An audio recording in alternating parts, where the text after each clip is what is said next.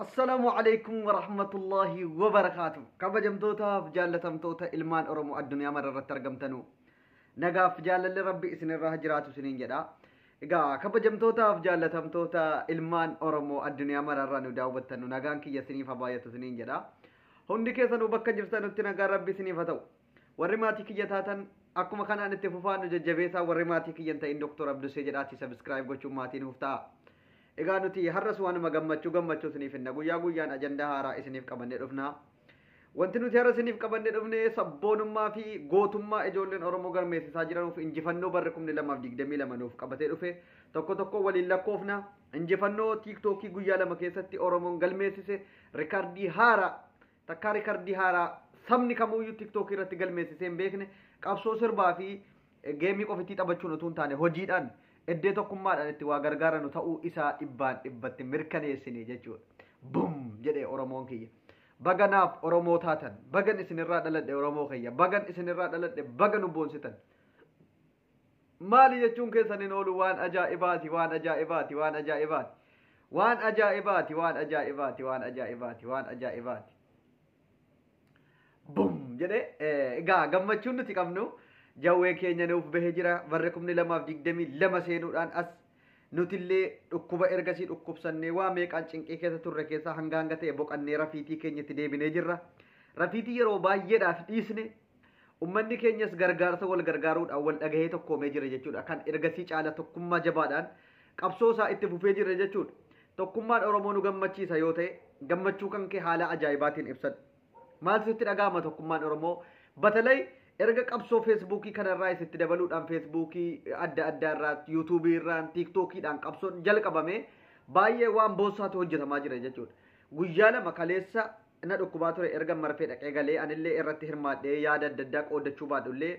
ijoolleen sabboontonni jechuudha qaqqaalii warri gaafa ijoolleen keenya diinaa wajjin illee tapha qabdu mata duree irratti argamtee gargaaruudhaan beekamtu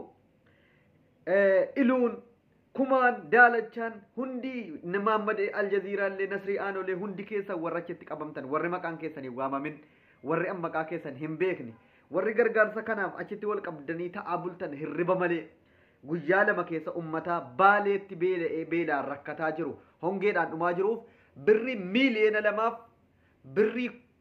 10,000 guyyaa lama halkan lama utuu qofitti jechuudha. Yaa tokkummaa Oromoo kiyya, yaa tokkummaa Oromoo kiyya na boonsitu bara. Isin otuu tokko taatanii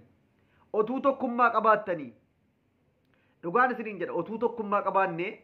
diinni nu jala dhaabbachuu miti karaa nuti itti garagallee fincoof nurra dhaabbachuu hin danda'u. Dubbii kana qabadha. Tokkummaan keenya akkuma amma jiru kanaan itti hafuuf gaafa warra hidhatee bosona jiru gargaarra jennee hidhannee kaanillee gaafa warra hidhatee bosona jiru warra woboo nuuf gaachana ta'e raayyaa keenya nuuf ta'e kana bira dhaabbanne gargaarra jennullee akkanatti tokkummaa walitti dhufnee yoo birri miiliyoona 2 dhiisi gaafa kan woboo birri miiliyoona 2 oltu funaana kun guyyaa lamaami sun immoo guyyaa 2-3 keessatti birri miiliyoona baay'eedhaan doolaaraan funaanamuu danda'a jechuudha. Tokkummaa qabna taanaan maaluyyuu dubbatu nun deebisu jechuudha. Oromoo kiyya baga gammaddan warri waadaa keessan seentan warri kashii harkatti guyyaa dhuma lamman kana keessa kashiin qaqqabe birriin 600 20 kashii qaqqabeera jedhaa jiru kun waan boonsaa fi waan gammachiisaadha. Baay'ee nama boonsaa warri waadaa keessan galtan warri yookiin maqaan keessan tiiktookii irratti galmaahee jiru waadaa seenan tan kana ummata miskiina qoonqoo ummata miskiina keessaa diqqoosii waadaa keessan hin dagatinaa waadaan nyaatinaa birrii insi waadaa galtan kun walirra buuteetiyyuu miiliyoona 2 taate malee qobaatti namni tokko miiliyoona 2 hin goone waan ta'eef batalay iluun qobaasaatti gaafa duraallee jechuudha doolaara 1,000 mataasaatti gargaaree ture ammas marsaa lammaffaa waamicha godhame kanarratti birrii doolaara 1,000 qobaa kan kooti nan kennedhe kashii akkuma jedhe waadaa galtee guuttatee jira jechuudha. Iluun kun galata Oromoo irra heddummeessaa jira dhugaa dubbachuu ijoolleen kaanis akkuma kanatti waqameenyi keessa yoo Oromoof hin taane gaafa jirtanu yoo sabni kun ittiin jiraatee isiniin eebbifne qilee seenu qabeenyi keessan dhugaan isiniin jedha warri hadda qabeenya qabdan kana hanga qabdanurraa Oromoo kanaaf waan gaarii itti hojjetaa jirtan dhibbatti waan gaarii irra jirtu jabaadha. Isinitti boonnee isinitti gammannee jira Oromoo kiyya. Hedduu isin jaallanna. Hedduu isinitti boonnee jirra. Dhugaa ajandaan jijjiiramuudha feesbuukii irratti wanta adda addaa waahiin sheekota maali haasa'amaa ture no sana duuka ooluu hin qabnu anillee viidiyoon kaleessa sardamsuudhaan waan hin taane akka miira natti dhaga'ame irraa dubbadhe waahii kana keessaan fixachuu qabu araaramuu qabu jedhuun kaaseen jira warri yookiin wanti kun maaliif abdusee gadi baaftee paablikii irratti nama kana irraa dubbatanaan jettan baay'een keessan dhiifama isiniin jedha maaliif ani isin mufachiisuun fedhu hordoftoonni kan kun bicuusi namni tokko as jala natti mufachuu jechuun hordoftoonni akka hundi namaa natti mufatteetti ilaala hordoftoonni kiyyallee warri keessaan illee bilbiltanii abdusee wanta akkanaa obboleessa lama walitti bu'ee kanallee araarsuudhaaf dubbii fixuudha malee akkasitti atillee wal akka galtee dubbachuu hin qabdu naan jennaan kaase anillee baay'een isin galateeffadha isinillee warri qirr jettan yoo jiraattan dhiifama isiniin jedha akka dhiifama naaf gootan koomintii jalatti isin irraan barbaada jechuudha itti aansuudhaan ustaaz Raayyaa Abbaa Maccaa dubbii isaan ji'a lama ji'a meeqa ji'a 4 dura gaafa filannoon gaggeeffamu dubbatan har'a gaafa ifa ta'u poostii isaaniitiin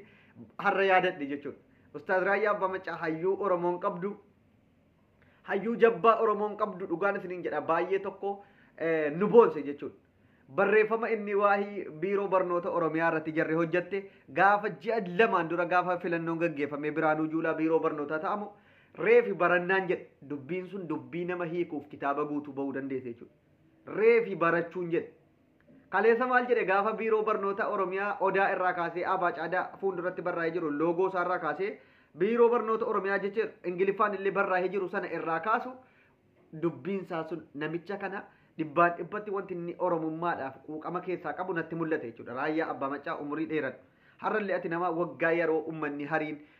dubbachuuf illee rakkoo Oromoo callisu karaa barreeffamaatiin karaa sagaleetiin ati bar Oromoodhaaf qaaliidha akka Hacaaluu Hundeessaa jedhe ati Oromoof qaaliidha dhugaan ta'in jedhe Oromoof qaaliidha malee Musliima qofaaf qaalii miti Raayyaa Abbaa Maccaa quuqama inni Oromummaaf qabu waan raajiidha bar wanti inni hin dubbanne gaafa hidhamtoonni keenya nyaata didanii mana hidhaa keessatti illee akkas ta'anu halkanii guyyaa rafiitii dhiisee achitti deddeebi'uun sagalee waan achi jiru nuun gahuudhaan qabsoon inni godhaa bahe waan gallaalii miti yeroo ammaallee isa durii otuu hin taane ammallee akka nama hidhatee jiruutti waan jabaa hojjetaa jira ustaaz Raayyaa Abbaa Maccaan mee gizee tokko ustaaz kanaaf warri jaalala kabaja qabdan galata isaa naaf galcha dhugaan isin jedhe ustaaz Raayyaa Abbaa Maccaa nama Oromoon kun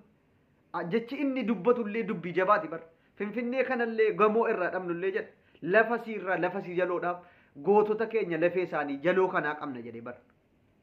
wanti inni haasa'u waa'ee gandummaarraa gaafa dubbatu an jimmaaf han dhaladhe an jimmatti hin dhaladhe malee jimmaaf hin dhalanne Oromoo guutuudhaaf han dhaladhe nama jedhaa ture bar Raayyaa Abbaa Maccaa har'allee gabbahee dubbataa jira warri biiroo barnoota Oromiyaadha dubbii kana jabaadhaa sirreessaa waan amma irraa kaaftan kana loogoon kun Oromoo mirkaneessa ummata Oromootti ittiin barata ijoollee isaatti ittiin baratti isin wanti kun